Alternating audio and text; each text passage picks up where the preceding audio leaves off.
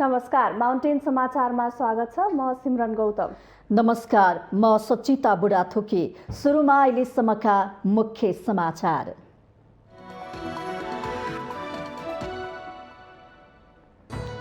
चाडबाडको चहल पहल सुरु भइसक्दा पनि सरकारले सडक मर्मतमा ध्यान दिएन। मुलुकभरका सडकको अवस्था नाजुक, यात्रुहरू असुरक्षित यात्रा गर्न बाध्य। एमालेको विधान महाधिवेशनमा प्रस्तुत 3 प्रतिवेदनमा 4 प्रदेशका टोली नेताको सुझाव पेश। आइतबार बाँकी 6 टोलीको निष्कर्ष पेश भएपछि अध्यक्ष ओलीले जवाफ दिने। नेकपा एमालेसँग प्रतिवाद गरेर अघि बढ्न नेता कार्यकर्तालाई माओवादी अध्यक्ष दाहालको निर्देशन। एमाले गणतन्त्र र संहिता विरोधी रहेको सन्देश जनतामा पुर्याउन आदेश। 81 दिन बितिसक्दा समेत मन्त्री परिषदले पूर्णता पाउन नसक्नु दुःखद रहेको काङ्ग्रेस उपसभापति निधिको भनाई। सत्तारूढ गठबन्धनमाथि समेत प्रश्न उठ्न थालेको टिप्पणी। अक्टोबर 31देखि हुने जलवायु परिवर्तन सम्बन्धी विश्व सम्मेलनले विश्वको ध्यान खिच्यो। सम्मेलनमा विश्वभरका सरकार प्रमुख सहित 25,000 भन्दा बढी सहभागी हुँदै। फिलिपिन्सका राष्ट्रपति रोड्रिगो दुतेर्तेद्वारा राजनीतिबाट सन्यासको घोषणा। आगामी वर्ष हुने राष्ट्रपतिको चुनावमा छोरी सारा दुतेर्ते कार्पियोलाई अघि सार्न सक्ने सम्भावना। र EPL T20 क्रिकेटमा आज 2 खेलहरू हुँदै। पहिलो खेलमा काठमाडौँ किङ्स 11 र विराटनगर वारियर्स बीच बिहान 9:30 बजे प्रतिस्पर्धा।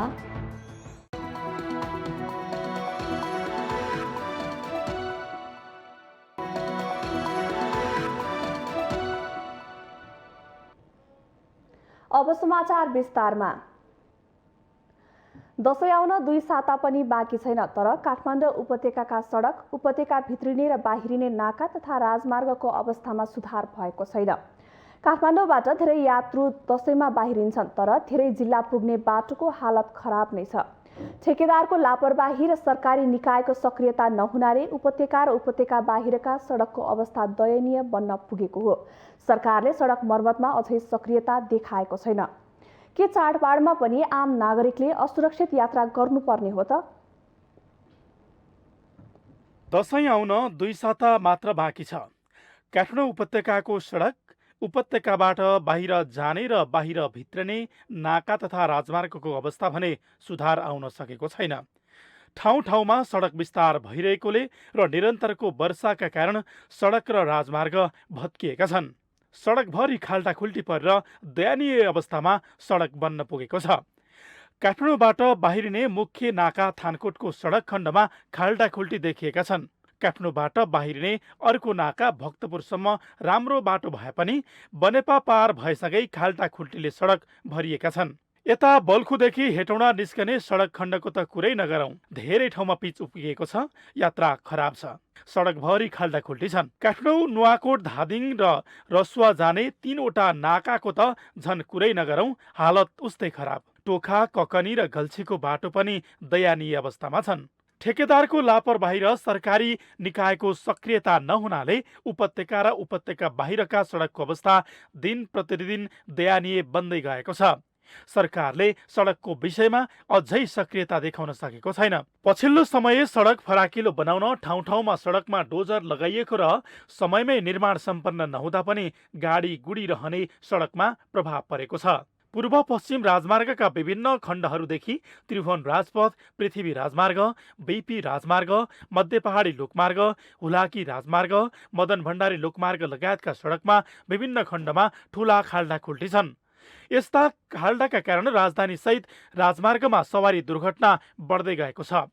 सरकारवाला निकाय भने मौन बसेका छन्। दशैंमा गत वर्षमा 15देखि 20 लाख मानिस काठमाडौँबाट बाहिरिँदै आएका थिए। दशैं लगतै पुनः काठमाडौँमा नै उनीहरू फर्कने गर्छन्।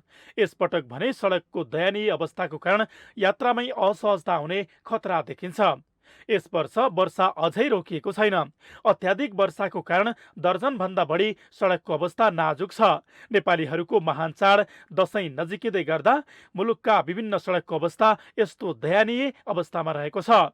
वर्षायाममा लगातार भारी वर्षाको कारण अहिले अधिकांश सडकहरू अवरुद्ध भएका छन्। सडक विभागका अनुसार मुलुकका विभिन्न स्थानमा सडक अवरुद्ध बनेका छन्। खुलाउने प्रयास जारी छ। उपत्यका छाड्ने अधिकांश यात्रु स्थल मार्गबाट नै बाहिरिने गर्छन्। पर्छन्। बाढी, पहिरो, वर्षा तथा अन्य विभिन्न कारणबाट दर्जनौं सडकहरू अवरुद्ध भएपछि दशैंका लागि घर जाने यात्रुहरू प्रभावित हुने भएका छन्। हरेक वर्षको दशैंमा हजारौं यात्रुहरू हवाई मार्ग हुँदै पनि जाने गरेका छन्, तर हवाई सेवा महँगो छ। यसैले अधिकांश सर्वसाधारण स्थल मार्ग हुँदै घर जाने गरेका छन्। दशैं नजिकै गर्दा मुलुकका अधिकांश बाटोहरूको अवस्था यस्तो नाजुक भएपछि यातायात व्यवसायीले पनि सहज यात्राको लागि सरकारसँग अनुरोध गर्दै आएको छ। अधिकांश बाटोघाटोको अवस्था नाजुक भएकै कारण दशैंमा यात्रा गर्न असहज हुने भन्दै यातायात व्यवसायीले तत्काल बाटोघाटो मर्मत गरिदिन आग्रह गर्दै आएका छन्। सरकारले तत्काल बाटोघाटो मर्मत गरेर यात्रा सहज बनाओस्, आम सर्वसाधारण यही भन्छन्। दशैंमा घर जान सहज वातावरण बनाउनु पर्ने उनीहरूको माग छ। यातायात व्यवसायीले दशैंका लागि अग्रिम टिकट समेत खोलिसकेका छन्, तर घर जाने बाटोको हालत भने राम्रो छैन। दशैंको यात्रालाई मध्यनजर गर्दै जतिसक्दो चाँडो विभिन्न स्थानमा भएका सडक अवरुद्ध हटाउने काम गर्न जरुरी छ। दशैंको यात्रालाई लक्षित गर्दै अवरुद्ध भएका सडकहरू खोल्ने, खाल्डाखुल्टी भएका स्थान पुर्ने, सवारी चल्न मिल्ने गरी बाटो सहज रूपमा खोल्ने र गाडी सञ्चालन गर्ने काम भएमा सबैको यात्रा सहज हुने थियो। नेकपा एमालेको विधान महाधिवेशनमा 4 समूहका टोली नेताले सुझाव प्रस्तुत गरेका छन्। 10 समूहमध्ये 4वटाले शनिबार सुझाव प्रस्ताव गरेको र बाँकी 6 समूहका नेताले आइतबार राख्ने एमालेले जनाएको छ। महाधिवेशनमा पेश भएका अध्यक्ष केपी शर्मा ओलीको राजनैतिक प्रतिवेदन, महासचिव ईश्वर पोखरेलको सांगठनिक प्रतिवेदन र उपमहासचिव विष्णु पौडेलको विधान संशोधन प्रस्तावमाथिको छलफलमा आएका सुझावहरूलाई समूहका नेताले प्रस्तुत गरेका छन्। कर्णालीबाट गोरखबहादुर बोगटी, लुम्बिनीबाट लीला गिरी, सुदूरपश्चिमबाट कर्ण थापा र बागमतीबाट आनन्द पोखरेलले प्रदेशगत समूहको सुझाव प्रस्तुत गर्नु भएको थियो। आज आइतबार 3वटा प्रतिवेदनहरूमाथि प्रतिनिधिहरूले उठाएका प्रश्नको जवाफ दिएपछि महाधिवेशन समापन हुनेछ। अध्यक्ष ओलीले शुक्रबार महाधिवेशनको उद्घाटन गर्दै पार्टी विभाजनको मुख्य योजनाकार माधव नेपाल र पुष्पकमल दाहाल भएको आरोप लगाउनु भएको थियो। त्यसैगरी उहाँले सर्वोच्च अदालत, निर्वाचन आयोग र सभामुख अग्निप्रसाद सापकोटाले पनि आफ्नो पार्टी विभाजनमा सहयोगी भूमिका खेलेको भन्दै आपत्ति जनाउनु भएको थियो।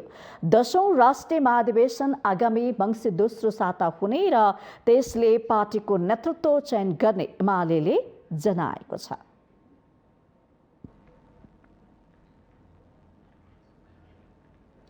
नेकपा एमालेको प्रथम विधान महाधिवेशनको तेस्रो दिन आज पनि विधान महाधिवेशन जारी रहनेछ।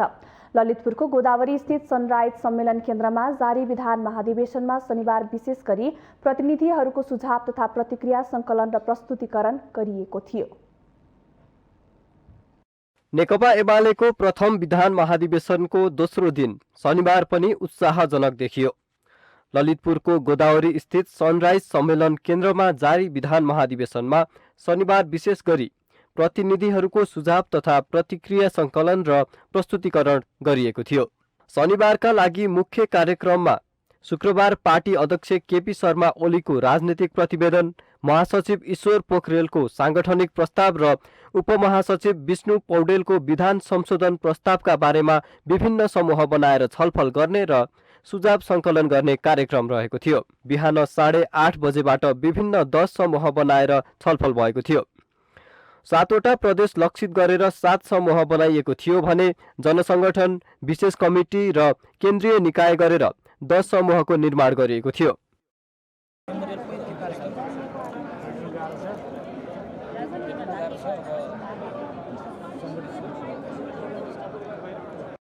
छलफलबाट उठेका विचार विमर्श र सुझावहरूलाई दिउँसो 2 बजेबाट औपचारिक रूपमा समूहका नेताहरूले आफ्नो समूहको निष्कर्ष प्रस्तुत गर्नुभएको थियो। औपचारिक कार्यक्रम भनिए पनि अध्यक्ष केपी शर्मा ओलीको स्वास्थ्य अवस्थाका कारण उहाँको अनुपस्थितिमै कार्यक्रम सुरु भयो। महाधिवेशनमा प्रस्तुत हुन लागेको केन्द्रीय अनुशासन आयोग तथा केन्द्रीय लेखा परीक्षण आयोगको प्रतिवेदन लगायतका प्रतिवेदनहरू पनि प्रस्तुत गरियो। कोरोना महामारी र बाढी पहिरो जस्ता प्राकृतिक विपत्तिबाट सृजित अनेकौं समस्यासँग जुझ्दै र पार्टीमा उत्पन्न अस्वस्थ र विखण्डनकारी प्रवृत्तिका विरुद्ध सङ्घर्ष गर्दै यो प्रथम महाधिवेशनमा पार्टीको जिम्मेवार प्रतिनिधिको रूपमा नीति तथा विधि निर्माणको महत्त्वपूर्ण प्रक्रियामा हामीहरू उपस्थित भएका छौँ। त्यस पश्चात महाधिवेशन व्यवस्थित पार्न गठित विभिन्न 5 कमिटीहरूमध्ये शङ्कर पोखरेल, सुरेन्द्र पाण्डे लगायतका 7 सदस्यीय सुझाव अध्ययन कमिटी र मणि थापा, भानुभक्त ढकाल लगायत 8 सदस्यीय बहस नोट कमिटीले छलफलबाट उठेका सुझाव र प्रतिनिधिहरूको प्रतिक्रियाहरू टिपोट गरेको थियो। अब आइतबार 3वटै प्रतिवेदनहरूमाथि प्रतिनिधिहरूले उठाएका प्रश्नको जवाफ दिएपछि महाधिवेशन समापन हुनेछ। एमाले पहिलो पटक पार्टीको नीति र विधि निर्माणका लागि छुट्टै विधान महाधिवेशनको आयोजना गरेको हो। 10औं राष्ट्रिय महाधिवेशन आगामी मङ्सिर दोस्रो साता हुने हुँदा त्यसका लागि पार्टीको विधान, नीति र साङ्गठनिक स्वरूपबारे छलफल गर्न यो अधिवेशन राखिएको एमाले जनाएको छ। माउन्टेन टेलिभिजन एचडी का लागि क्यामेरामा अमर राउतका साथमा सुजन चालिसे, गोदावरी।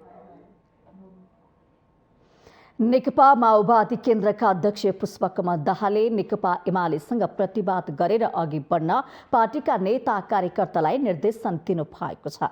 अध्यक्ष दाहालले एमाले नेता कार्यकर्तालाई जाली फटाहाको संज्ञा दिँदै उनीहरूको प्रतिवाद नगरी आगामी निर्वाचन जित्न नसकिने निष्कर्ष समेत सुनाउनु भएको थियो। पार्टीको सम्पर्क समन्वयन विशेष प्रदेश समितिले शनिबार ललितपुरमा आयोजना गरेको प्रशिक्षण कार्यक्रममा उहाँले अबको 1.5 वर्ष एमाले गणतन्त्र विरोधी, संघीयता विरोधी रहेको सन्देश जनतामा पुर्याउन नेता कार्यकर्तालाई निर्देशन दिनुभयो। खोलेर भन्नुहोस्, हामीले ल्याएको हो यो गणतन्त्र, हाम्रो हो यो संविधान, हामीले गर्दा भएको, यिनीहरू गणतन्त्र विरोधीहरूको होइन, खबरदार भनेर तपाईँहरू भन्दै हिँड्नुहोस् घर घरमा, गाउँ गाउँमा, टोल टोलमा। त्यस भएपछि हामीले चुनाव जित्छौँ, हामी 1 नम्बर पार्टी हुन्छौँ र फेरि कम्युनिस्ट आन्दोलनका सबै क्रान्तिकारी धारहरू एकताबद्ध हुन्छौँ र हामीले जित्छौँ। म तपाईँ सबै कमरेडहरूलाई यो अपिल केन्द्रको तर्फबाट गर्न चाहन्छु। अध्यक्ष दाहालले देश र संविधानको रक्षा गर्न तथा गणतन्त्र बचाउनको लागि पनि एमाले विरुद्ध सशक्त ढङ्गले अघि बढ्नुपर्ने तर्क गर्नु भएको छ। उहाँले केपी ओली एकले केही नभएको पनि बताउनु भएको थियो। उहाँले प्रतिनिधि सभा विघटन विरुद्धको आन्दोलनमा विजय भएसँगै आफू खुसी भएको प्रतिक्रिया समेत दिनुभयो। फेरि एउटा सहकार्य सुरु भएको छ कमरेडहरू। आज म खुसी छु, अब म मान्छे हुन पाउँदैछु क्या, मान्छे, एउटा असल मान्छे, एउटा देशलाई माया गर्ने, जनतालाई माया गर्ने, उत्पीडित वर्ग, जाति, क्षेत्र, लिङ्ग, समुदायलाई माया गर्ने र राष्ट्रको हितको निम्ति अन्तिम समयसम्म लडिराख्ने, कसैसँग नझुक्ने एउटा मान्छे। अध्यक्ष दाहालले एमालेसँग पार्टी एकता गर्नु सही भएको पटक पटक दोहोर्याउनु भएको थियो। तर केपी ओलीको जाल छेल सहन नसकेपछि आफूहरूले पार्टी भित्रबाट विद्रोह गर्नु परेको उहाँको भनाइ छ।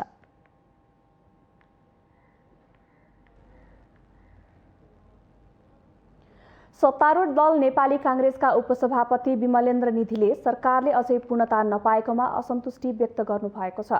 गान्धी जयन्ती तथा अन्तर्राष्ट्रिय अहिंसा दिवसको अवसर पारेर शनिबार काठमाडौँमा आयोजित एक कार्यक्रममा बोल्दै उहाँले 81 दिन बित्दा समेत सरकारले पूर्णता नपाएकोमा दुःख व्यक्त गर्नुभएको हो। उहाँले सरकारले अझै पूर्णता नपाउनु सिङ्गो देशकै लागि चिन्ता र दुःखको विषय भएको स्मरण समेत गराउनुभयो। उपसभापति निधिले छिटोभन्दा छिटो मन्त्री परिषदलाई पूर्णता दिन पनि प्रधानमन्त्री शेरबहादुर देउबा र सत्ता गठबन्धनका नेताहरूलाई दबाब दिनुभयो। 81 दिन भयो, गठबन्धनको तर्फबाट गठबन्धनमा सहमति नभएको कारणले हाम्रै पार्टीको सभापति नेपाली काङ्ग्रेसको सभापति शेरबहादुर देउबाको नेतृत्वमा रहेको सरकारले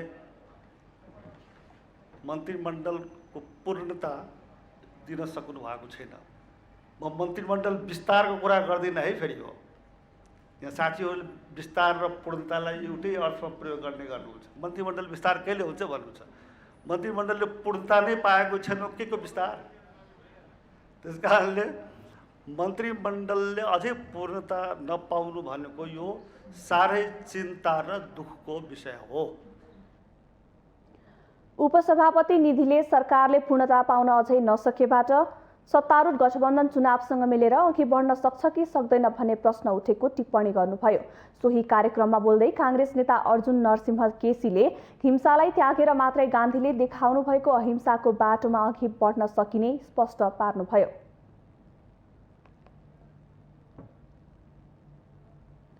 माउन्टेन समाचारमा पालो भएको छ विश्रामको।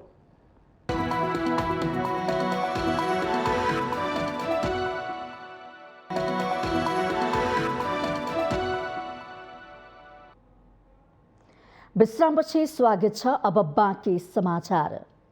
10 वर्षे सशस्त्र द्वन्द्वपछि शान्ति प्रक्रिया हुँदै संसदीय राजनीतिमा उदाएको नेकपा माओवादी केन्द्रको पार्टी संरचना यति बेला टुक्रा टुक्रामा विभाजन भएको छ। पहिलो संविधान सभाको चुनावमा पहिलो पार्टी बनेको माओवादीले 3 पटक सत्ता सम्हाल्ने अवसर पाइसकेको छ। तर जनतामाझ स्थापित हुन नसक्दा माओवादीले हैसियत गुमाउँदै गए जस्तो पनि देखिन्छ। यस्तो अवस्थामा पनि माओवादीका अध्यक्ष पुष्पकमल दाहाल भने आगामी चुनावमा आफ्नो पार्टी पहिलो शक्ति बन्ने दाबी गर्दै आउनु भएको छ।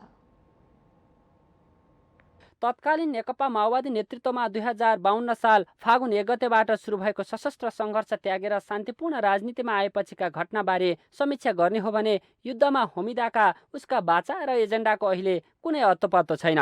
हिंसाको बाटो त्यागेर शान्तिपूर्ण राजनीतिमा आउँदा माओवादी प्रतिको आम धारणा अहिले परिवर्तन भइसकेको छ। हिंसा समाप्त भएको खुसियाली र माओवादीका एजेन्डामा निकै आशा थियो आम नेपालीमा।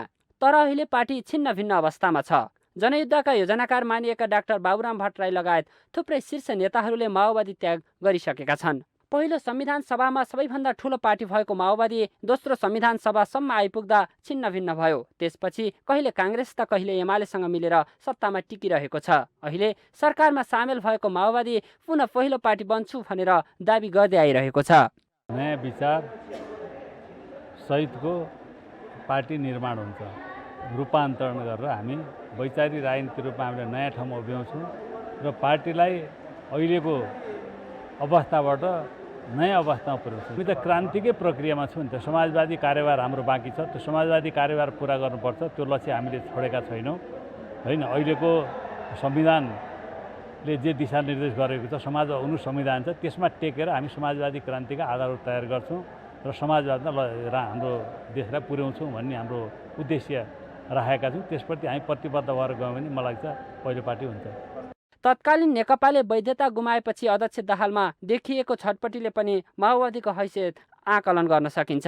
कमजोर सङ्गठन र खस्काउँदो लोकप्रियताका मुख्य दोष अध्यक्ष पुष्पकमल दाहालको थाप्लोमा सोझिएको छ।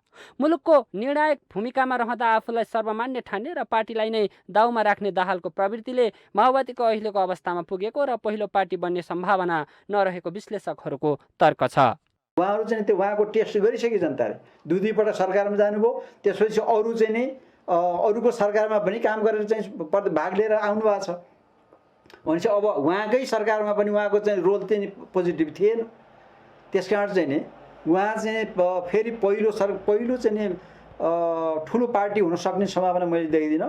उहाँको सम्भावना मैले देख्छु उहाँ चाहिँ तेस्रो पार्टी नै हो। पहिलो चाहिँ नि नेपाली काङ्ग्रेस, दोस्रो नेकपा एमाले, तेस्रो चाहिँ माओवादी हुनसक्छ। त्यो तेस्रोवटा माथि आउन सक्ने सम्भावना मैले देख्दिनँ। सङ्घीयता, धर्मनिरपेक्षता, गणतन्त्र, समावेशी र समानुपातिक आफ्नै आन्दोलनका मार्फत आएको माओवादीको दाबी छ। तर पार्टी अध्यक्ष पुष्पकमल दाहाल राष्ट्रपतिभन्दा राजा नै ठिक भन्ने परिस्थितिमा पुग्नुले पनि माओवादीको वास्तविकता स्पष्ट भएको छ। मजदुर, किसान लगायत विपन्न वर्गको संरक्षक दाबी गर्ने माओवादी नेताहरूले श्रमिकको मुद्दा मात्रै छाडेका छैनन्, आफू धनाढ्य वर्गमा उदाएका छन्। नेतृत्वमा गुटगत र व्यक्तिवादी प्रवृत्ति हावीले तल्लो तहका पार्टी संरचना भाताभङ्ग छ। यस्तो अवस्थामा माओवादी फेरि पनि आगामी चुनावमा पहिलो पार्टी बन्ला त? त्यो भने समयले नै देखाउने नै छ। माउन्टेन टेलिभिजन एचडीका लागि बटुकराज गिरीको रिपोर्ट। नेकपा माओवादी केन्द्रले पार्टी निकट विद्यार्थी संगठन अनेरा सोभियु क्रान्तिकारीको अध्यक्ष चयन गर्ने जिम्मेवारी अध्यक्ष पुष्पकमल दाहाललाई दिएको छ। पार्टी केन्द्रीय कार्यालय पेरिस डाँडामा शनिबार बसेको स्थायी कमिटी बैठकले अनेरा सोभियु क्रान्तिकारीको अध्यक्ष चयन गर्ने जिम्मेवारी अध्यक्ष दाहाललाई दिने निर्णय गरेको हो।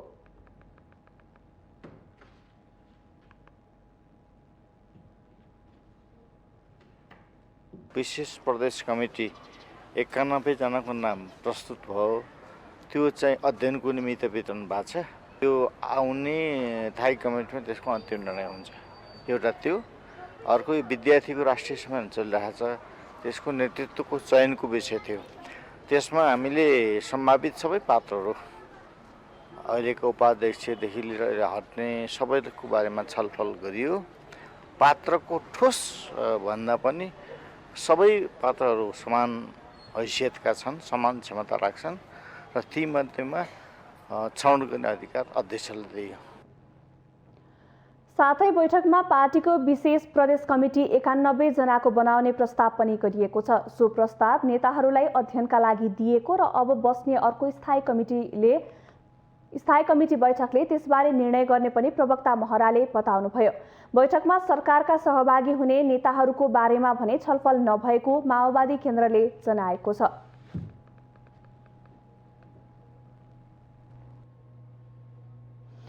नेपाली कांग्रेसका नेता प्रकाशमान सिंहले पार्टीको 14औं महाधिवेशनबाट पार्टी नेतृत्व परिवर्तन गर्न जरुरी रहेको बताउनु भएको छ।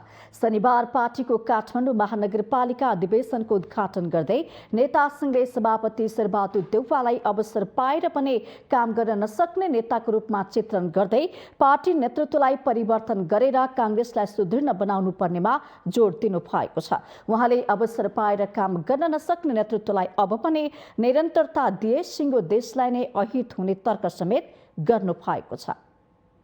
लिडरसिपको चाहिँ अब चाहिँ हामी चाहिँ परिवर्तन गर्नुपर्छ यो महाधिवेशनमा र चाहिँ पार्टीलाई चाहिँ मैले अघि भने जस्तै यो पार्टीलाई शुद्धिकरण गर्न सुदृढ गर्नको लागि र एउटा कुरा यो हाम्रो पार्टीको फेरि चाहिँ विशेषता कस्तो भन्दाखेरि अवसर पाएर पनि काम गर्न नसक्ने त्यस्ता फेरि चाहिँ लिडर्सहरूलाई चाहिँ अब हामीले चाहिँ फेरि रिपिट गर्नु चाहिँ यो चाहिँ कस्तो हुन्छ भन्दाखेरि आउँदो दिनहरू चाहिँ राम्रो हुँदैन। नेता सिंहले पार्टी सभापतिमा आफ्नो दाबी रहेको पनि दोहोर्याउनु भएको थियो। कार्यक्रममा कांग्रेस नेता गगन थापाले आगामी निर्वाचनमा कम्युनिस्टहरूसँग एक्लै चुनाव लडेर जित्ने तागतका साथ अघि बढ्न पनि कांग्रेस नेतृत्व परिवर्तन हुनुपर्ने आवश्यकता औलाउनु भएको थियो। उहाँले कांग्रेसलाई जनताको भरोसायोग्य पार्टी बनाउन कोहीसँग मिलेर होइन, एक्लै 7 कम्युनिस्टहरू एक भएर आए पनि आगामी निर्वाचनमा जित्नुपर्ने अवस्था कांग्रेसको रहेकाले सोही अनुसार कांग्रेसलाई शुद्ध र सुदृढ बनाउन आफूहरू लागि परेको बताउनु भएको थियो। रिक्ततामा छटपटाएर बसेका नेपाली जनतालाई भरोसा दिलाउन सक्दैनौँ। कांग्रेसभित्र ठुलो सुधारको खाँचो छ, कांग्रेसभित्र ठुलो शुद्धिकरणको खाँचो छ। कांग्रेसलाई शुद्ध बनाउनु पनि पर्नेछ, सुदृढ बनाउनु पनि पर्नेछ। त्यो शुद्ध र सुदृढ बनाउनका निम्ति युवा जनतालाई प्रेरित गर्नुपर्नेछ। नेता थापाले नेपाली जनताले भरोसा योग्य कांग्रेसको नेतृत्व चाहिरहेको दाबी समेत गर्नु भएको थियो र उहाँले मुलुकलाई कम्युनिस्टहरूको कहरबाट बचाउन पनि नेपाली कांग्रेसमा आमूल परिवर्तन आवश्यकता रहेको दोहोर्याउनु भएको थियो।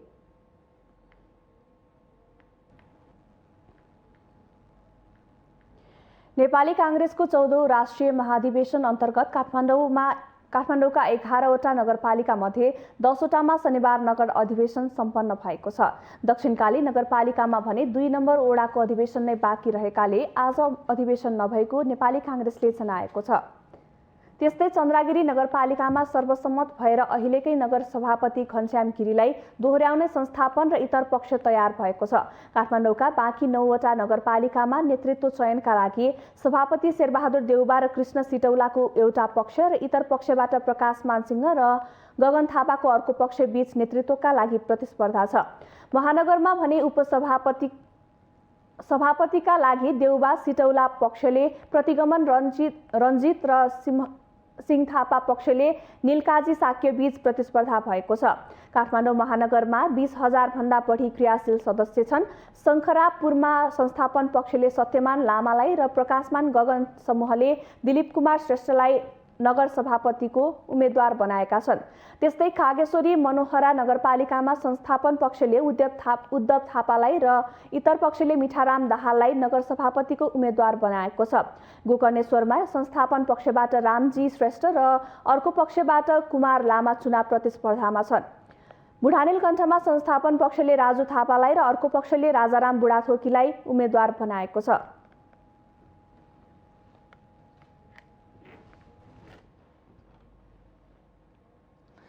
राष्ट्रिय प्रजातन्त्र पार्टीले 44औं जिल्लामा अधिवेशन सम्पन्न गरेको छ।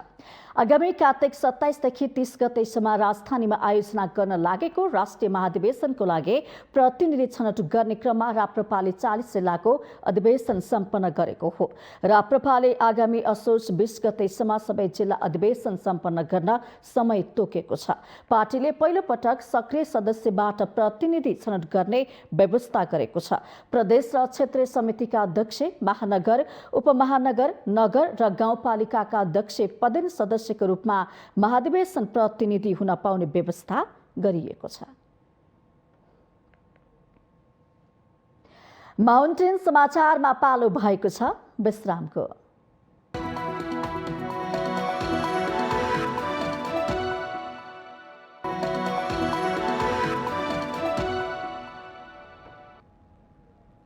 विश्रामपछि स्वागत छ। अब बाँकी समाचार। अक्टोबर 31 देखि नोभेम्बर 12 सम्म हुने जलवायु परिवर्तन सम्बन्धी संयुक्त राष्ट्रसङ्घीय विश्व सम्मेलन COP26 ले सबैको ध्यान खिचेको छ। स्कटल्यान्डको ग्लास्गोमा हुने सो सम्मेलनको अध्यक्षता बेलायतले गर्दैछ। सम्मेलनमा विश्वभरका सरकार एवं राष्ट्र प्रमुख, उच्च सरकारी अधिकारी, जलवायु परिवर्तनको एजेन्डामा काम गरेका अगुवाहरू तथा सञ्चारकर्मी सहित 25,000 भन्दा बढी सहभागिता हुँदैछन्। के हो जलवायु परिवर्तन? जलवायु परिवर्तनका कारण विश्वमा प्राकृतिक प्रकोपका घटनाहरूमा बढोत्तरी आइरहेका छन्। जस्तो विश्वका विभिन्न भागमा तातो लहरको प्रकोप बढ्दै जाँदा त्यहाँको जनजीवन प्रभावित मात्र होइन, मृत्यु समेत हुन थालेको छ। तातो लहर अहिले जलवायु परिवर्तनको असरका कारण मात्र भएको होइन, विगतमा पनि हुने गर्दथ्यो, तर अहिले त्यसको अवधि लम्बिएको छ र बारम्बार भइरहेको छ। जलवायु परिवर्तनकै कारण देखिएको अर्को समस्या चाहिँ पछिल्लो समयमा एक निश्चित ठाउँमा ठूलो मात्रामा पानी पर्ने र त्यसले यस अगाडिको भन्दा ठूलो र विनाशकारी बाढी र पहिरोको समस्या ल्याइरहेको छ। केही महिना अगाडि मात्रै जर्मनी, चीन लगायत मुलुकहरूमा यस अगाडि कहिल्यै नआएको बाढी र डुबानको समस्या आयो। यति मात्र होइन, नेपालकै मेलम्चीमा पनि अहिलेसम्मकै ठूलो बाढी आएर ठूलो जनधनको क्षति भयो। त्यसैगरी समुद्र पनि बढिरहेको छ, जसले गर्दा समुद्रको किनारमा रहेका मुलुकहरू सङ्कटमा पर्न सक्ने भन्दै विज्ञहरूले सचेत गराइरहेका छन्।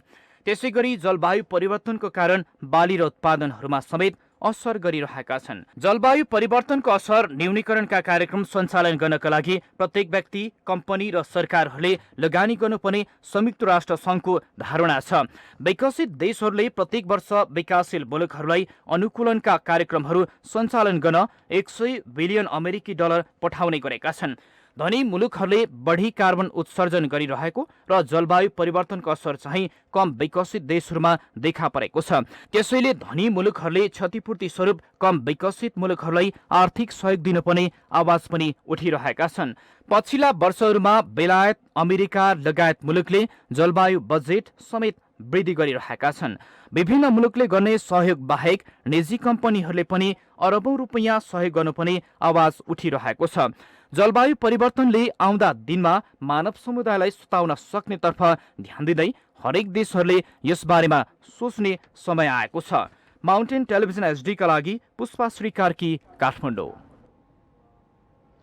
मेची राजमार्गको इलामे स्थित नारायण स्थान खण्डमा सडक दबेपछि राजमार्ग अवरुद्ध भएको छ। सडकको आधाभन्दा धेरै भाग भत्किएपछि अहिले राजमार्गमा गुड्ने सवारी साधनलाई बजार क्षेत्रबाट घुमाइएको छ। बजार क्षेत्रमा ठूला सवारी साधन समेत प्रवेश गरेपछि जाम बढेको छ। राजमार्गको माथिल्लो भागबाट पनि निरन्तर पहिरो झरेकाले माथिल्लो सडक रहेको नारायण स्थान मन्दिर छेउसम्म जोखिम बढेको छ। राजमार्गबाट बजार प्रवेश गर्ने मन्दिर नजिकैको क्षेत्रमा पनि पहिरो झरिरहेकाले त्यस क्षेत्रका दर्जनौं घर जोखिममा परेका छन्। स्थानीयवासीका घर, विद्यालय, धार्मिक क्षेत्र र कार्यालयहरू समेत रहेकाले तत्काल सडकको दिगो मर्मत सम्मार नगरे ठूलो क्षति बेहोर्नुपर्ने स्थानीयले बताएका छन्। राजमार्ग अवरुद्ध हुने गरी पहिरो झरेको ठाउँमा तल्लोपट्टि पनि अग्लो भिड रहेकाले पुनः राजमार्ग सञ्चालन गर्न निकै समय लाग्ने देखिएको छ। यता सडक अवरुद्ध भएपछि इलाम बजारमा सडक जाम बढेको छ। बजार क्षेत्रबाट ठुला तथा साना सवारी घुमाएर लैजाँदै गरिएको ट्राफिक प्रहरी कार्यालय इलामले जनाएको छ।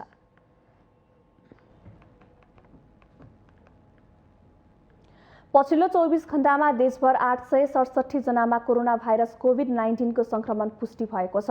देशभरका प्रयोगशालामा 5598 नमुनाको पीसीआर परीक्षण गर्दा 659 जना र 2621 जनाको एन्टिजेन परीक्षण गर्दा 208 जना गरी 867 जनामा संक्रमण पुष्टि भएको हो। कुल संक्रमित मध्ये काठमाडौँका 164, ललितपुरका 65 र भक्तपुरका 26 जना गरी उपत्यकामा 255 जना रहेका छन्। स्वास्थ्य तथा जनसङ्ख्या मन्त्रालयका अनुसार पछिल्लो 24 घण्टामा 1123 जना संक्रमण मुक्त भएका छन्। देशभर कोरोना भाइरसका सक्रिय संक्रमितको संख्या 17642 रहेको छ। पछिल्लो 24 घण्टामा 9 जनाको कोरोना संक्रमणबाट मृत्यु भएको छ। यसैबीच नेपालमा लक्षित जनसङ्ख्या मध्ये 29.2%ले कोभिड-19 विरुद्धको दुवै मात्रा खोप लगाएका छन्। स्वास्थ्य तथा जनसङ्ख्या मन्त्रालयका अनुसार शनिबारसम्म 63,48,279 जनाले पूर्ण मात्रा खोप लगाएका हुन्। पहिलो मात्रा खोप लगाउनेको संख्या 35.4% पुगेको छ।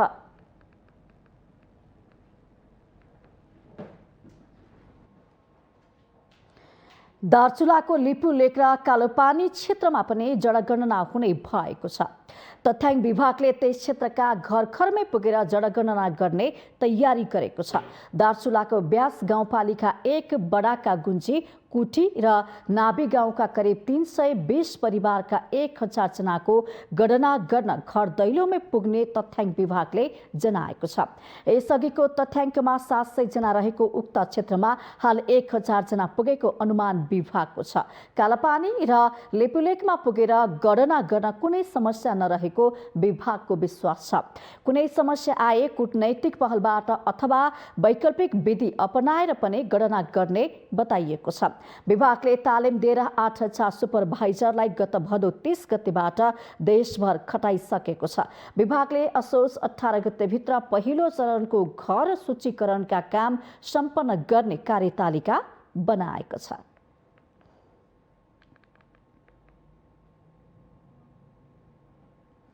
हामीसँग आर्थिक, अन्तर्राष्ट्रिय र खेल समाचार बाँकी नै छन्। माउन्टेन समाचारमा पालो भएको छ विश्रामको।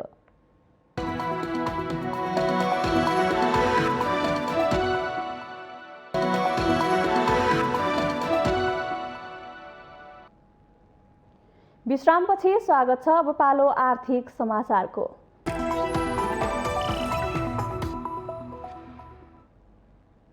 बौद्ध मार्गीहरूको आस्था र श्रद्धाको केन्द्र रहेको लुम्बिनीमा आन्तरिक र बाह्य पर्यटकको चहल पहल बिस्तारै सुरु भएको छ।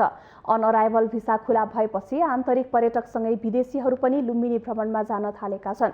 लुम्बिनी भ्रमणमा आउने पर्यटकको संख्या अहिले न्यून भए अन अराइभल भिसा दिन सुरु गरेकाले अब पर्यटकको आगमन बढ्ने विश्वास गरिएको छ। नेपाल सरकारले तय गरेको स्वास्थ्य मापदण्ड पालना गराउने गरी भ्रमणमा आउनेको व्यवस्थापन गरिने लुम्बिनी विकास कोषले बताएको छ।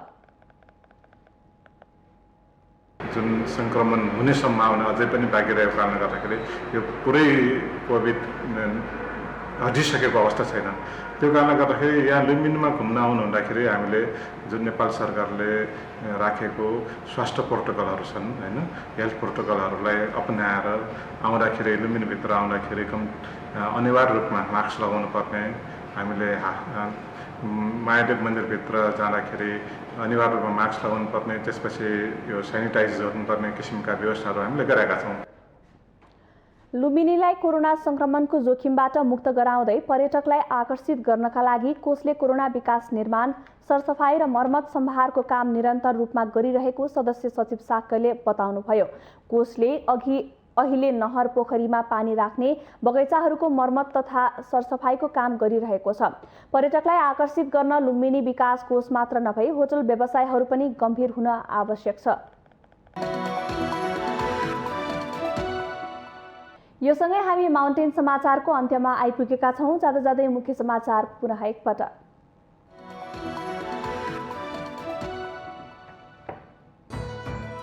चाडबाडको चहल पहल सुरु भइसक्दा पनि सरकारले सडक मर्मतमा ध्यान दिएन। मुलुकभरका सडकको अवस्था नाजुक, यात्रुहरू असुरक्षित यात्रा गर्न बाध्य।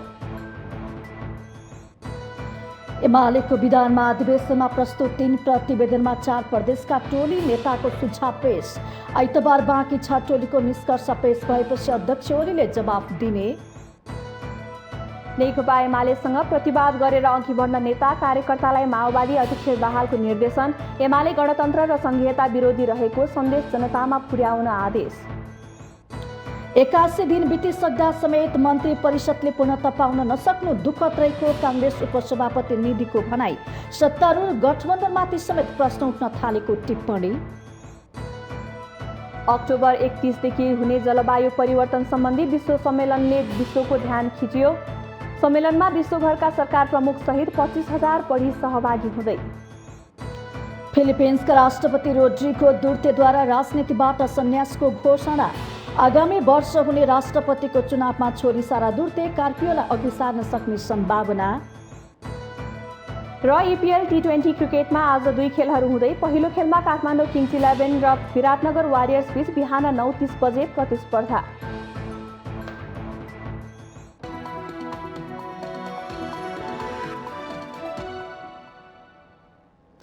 माउन्टेन समाचार अहिलेलाई सकियो। सत्य, तथ्य र निष्पक्ष समाचारका लागि माउन्टेन टेलिभिजन HD हेर्दै गर्नुहोला। नमस्कार।